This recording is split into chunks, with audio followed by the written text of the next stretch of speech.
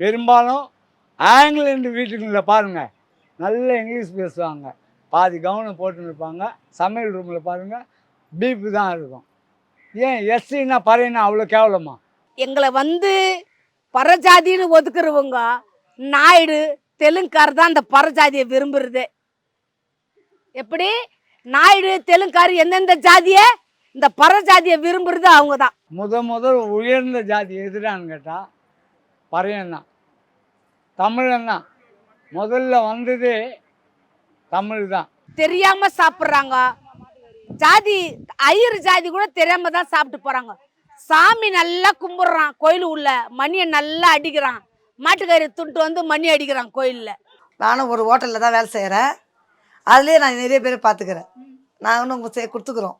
அப்போ சொல்கிறாங்க, இல்லைம்மா உடம்புல இதுமாதிரி ஆஸ்மா இருக்குது, இந்த மாட்டுக்கறி சாப்பிட்டா அது ஆகாதுன்னு சொல்லிக்கிறாங்க. அப்போது ஹைகோர்ட்லலாம் முன்னாடியெல்லாம் துண்டு கட்டணும்னா அட்வொகேட்டு, தாழ்த்தப்பட்ட மக்களை கோட்டு சுட்டு போட்டு வச்சு அழகு பார்த்தவர் அம்பேத்கர்.